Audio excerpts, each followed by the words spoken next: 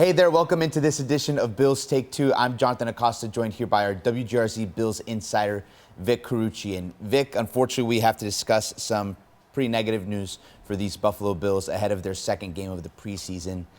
Star linebacker Matt Milano, he missed so much of the season last year with that leg injury. He was on his way back, and then the news of a torn bicep that's going to keep him out at least for a significant portion, maybe the first 60, 75% of this upcoming season. Just your initial reaction, your initial thoughts when you saw the news of his injury and how long he figures to be out for this Bills team. This is a massive blow. There's no two ways about it. On the list of reasons to be optimistic about the 2024 Bills, Matt Milano returning to health was right up there. And now you take him away, you take away a big chunk of what he means to that defense. The team felt it a year ago when he was out, did reasonably well in trying to overcome it, but they were really working, I think, double time to deal with that. With Milano in the lineup, you have an all-pro. You have one of the best linebackers in the league on defense. And to take that away is, again, subtracting so much. And it's interesting because we got a glimpse of what that linebacker room could be like for the Bills last year, the 4 1/4 games that Terrell Bernard and Matt Milano played together. The Bills looked like one of the best teams in football, and you saw Bernard's individual production without Milano last year, and in your head, you're like, if the Bills can get that individual production again out of Bernard and match it up with what the team had seen out of Milano, it figured to be one of the best linebacking duos in the NFL this year.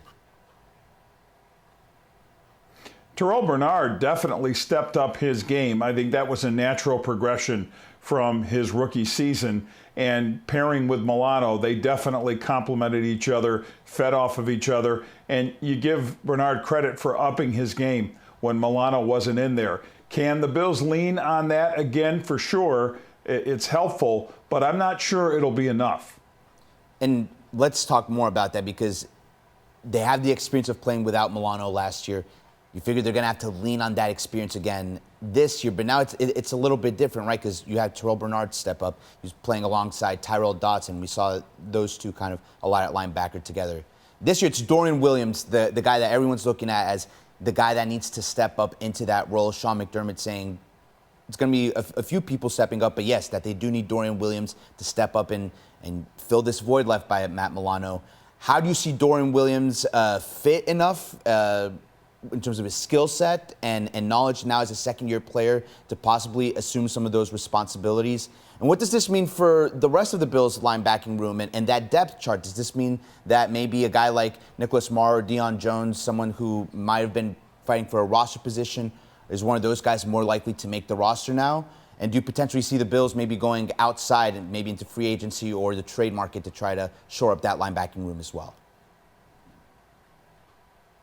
I think it makes sense to try to see what Dorian Williams can do filling in for Matt Milano. He brings plenty of speed, plenty of physicality to his game. However, I don't know about his coverage skills, and that really is an area where Matt Milano stood out about as well as any linebacker in the league. The ball instincts that he has as well.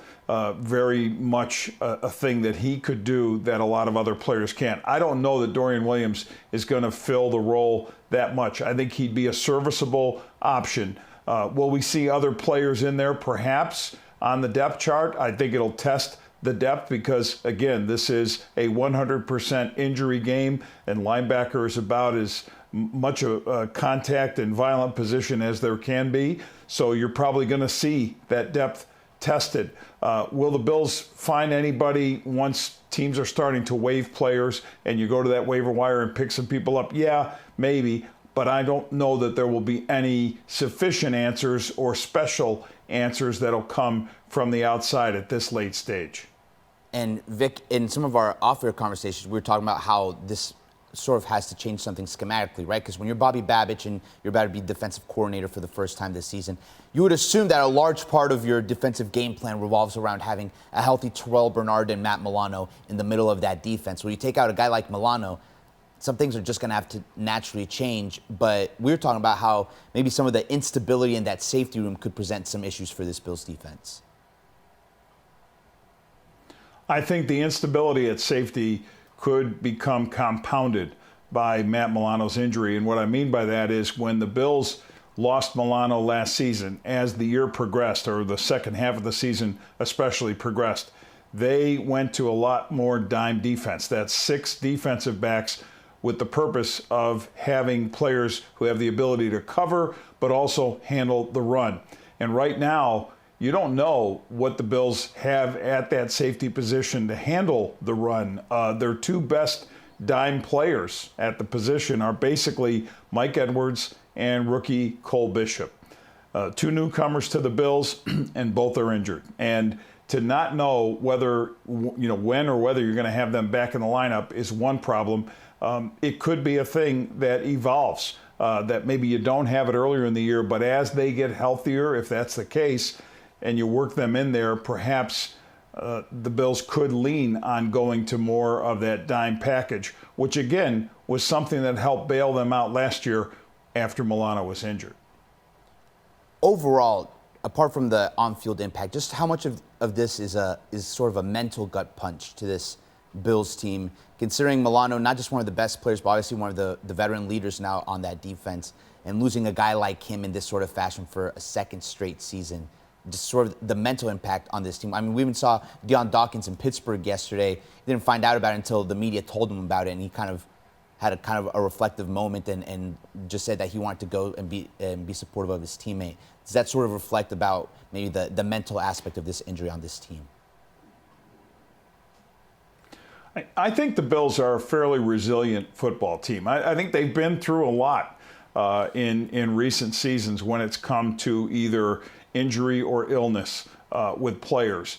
And I think they know how to bounce back. It's a credit to Sean McDermott, his ability to keep things together through tough times. Now, that's one thing to talk about it. It's another thing to show it. Again, last year, without Milano, the defense really didn't fold, and they had other injuries that accumulated on defense, and they didn't fold in that area. They had a bad stretch offensively. We know that through the first half. They changed offensive coordinators and still kind of survived that. Yes, in the postseason, maybe things unraveled and did unravel ultimately, and they fell short of their goal. But I would say mentally, this is a pretty tough football team. The fact that this has happened now gives them time to really not only try to find some solutions from within or perhaps outwardly, and 2, deal with it mentally. And maybe that provides us now an avenue to maybe end this discussion with some hopes of optimism, right? And let's start with the coaching staff, because you see Bobby Babbitt's work with the safeties and linebackers, the progression of a guy like Terrell Bernard, and then Sean McDermott, the work he did with that defense last year. Does that give this team confidence, saying, hey, you never want to lose a guy like Matt Milano, but having been through this experience once, we can go through this experience a second time?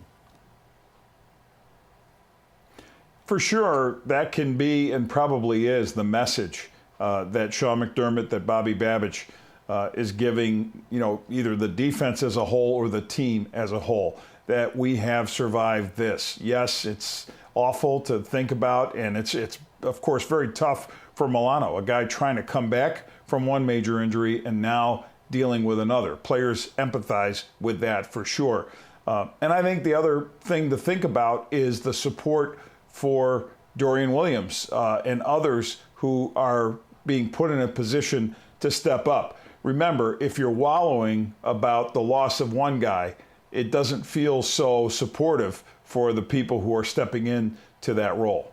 And that's something Taron Johnson spoke about yesterday after that joint practice in Pittsburgh, saying that these sort of situations, these sort of pressure situations, are where stars are made. So this is as much as it's a loss of Matt Milano, it's an opportunity for a guy like Dorian Williams to step up and really take that next step in his NFL career. You talked about this happening in the preseason, gives time for the team to kind of move forward and figure out how they're going to handle the regular season.